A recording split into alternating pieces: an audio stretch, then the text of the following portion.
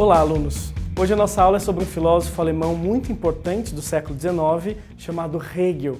E o Hegel, ele é o último filósofo a compor uma grande explicação, um grande modelo sobre o universo, sobre a ética, sobre a natureza, sobre a estética, sobre a metafísica.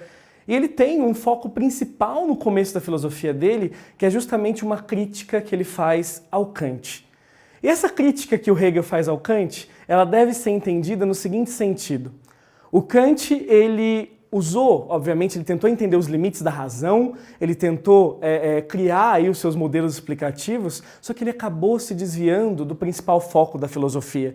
E o principal foco da filosofia é a busca pela verdade. Então, o Hegel, ele critica o Kant nesse sentido, porque para o Hegel a filosofia tem a função de entender o ser, de voltar àquelas questões primordiais que a filosofia ela acabou se desviando na Idade Moderna. O Kant ele tentou explicar do jeito dele, mas para o Hegel ele não foi no cerne da questão, que é justamente estudar o ser. O Kant fala muito do dever ser. Na ética kantiana a gente vê sempre esse imperativo categórico do dever, do dever, do dever. E o Hegel ele fala que a verdade, o ser, deve voltar a ser estudado. Então essa é a principal crítica ao Kant.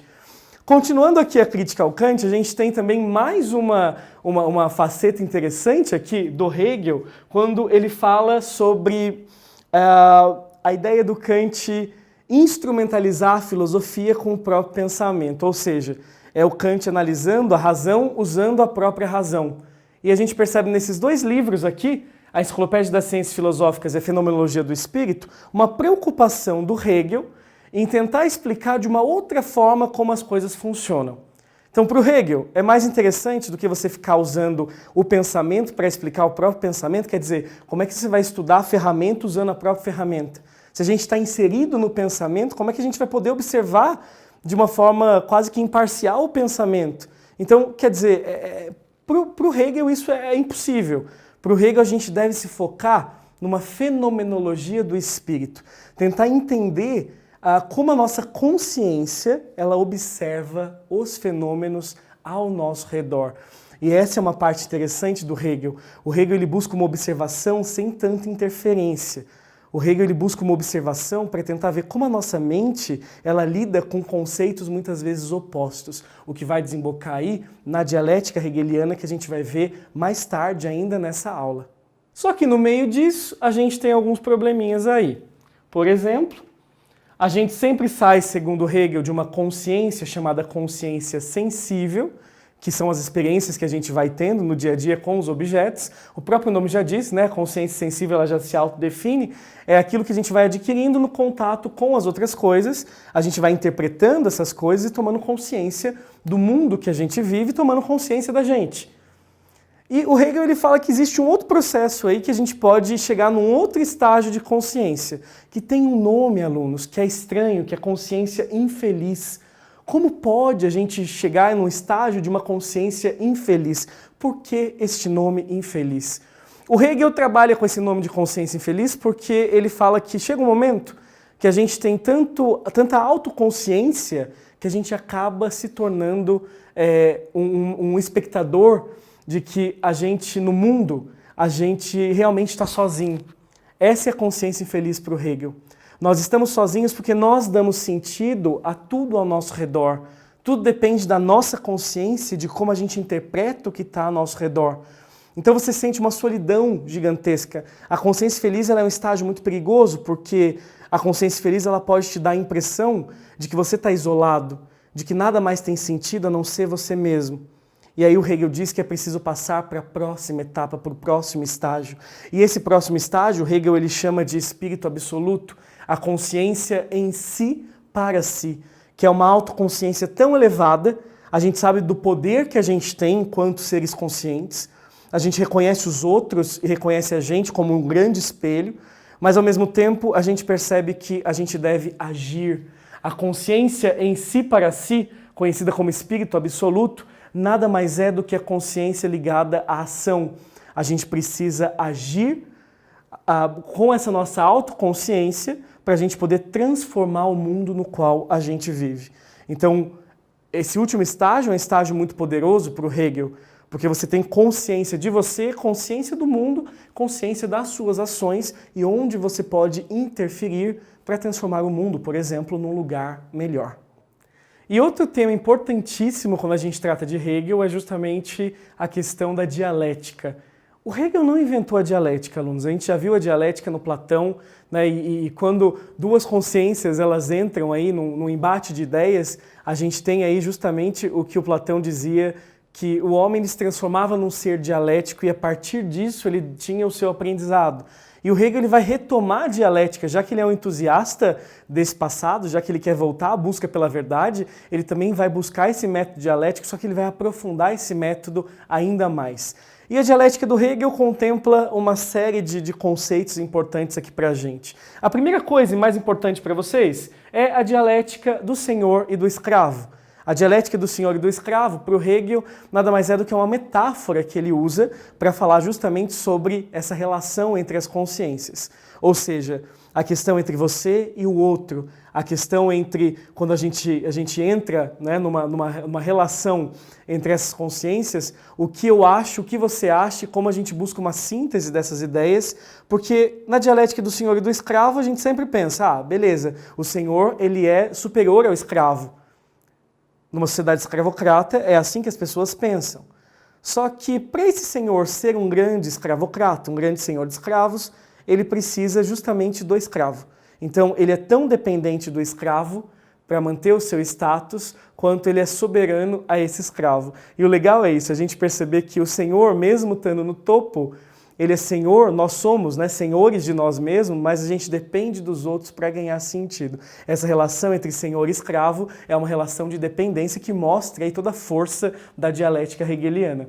Outra coisa importante aqui, que ele vai tentar definir alguns termos para a gente. Então, no vestibular de vocês pode aparecer, por exemplo, a dialética do ser. O ser e o nada, como segundo o Hegel diz, é um e o mesmo. O que o Hegel quer dizer com isso, gente? Ele quer dizer que as coisas elas são à medida que nós vamos conhecendo essas coisas.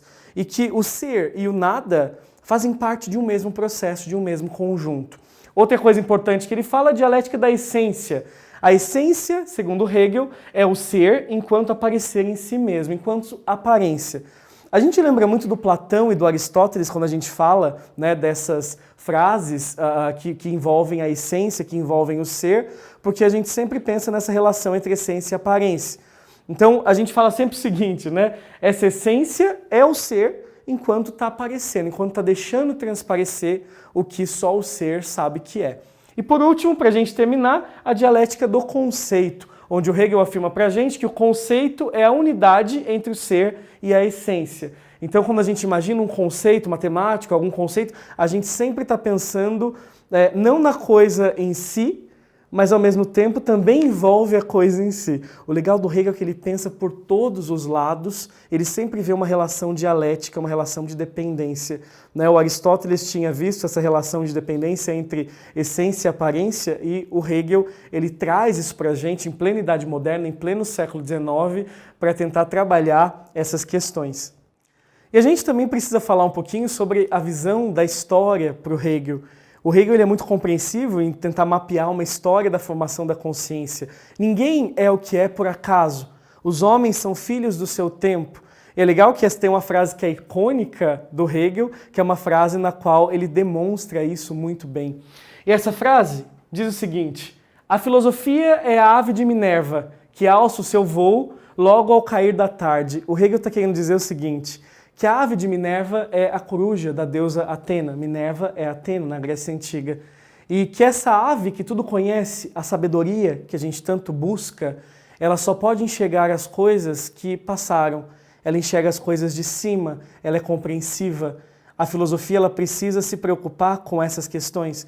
O legal da filosofia do Hegel é que o Hegel ele tenta mapear todo um histórico para justificar as coisas. E nisso ele vai influenciar um dos grandes pensadores, um dos mais famosos filósofos, sociólogos que a gente tem aqui no nosso curso também, que é o Karl Marx.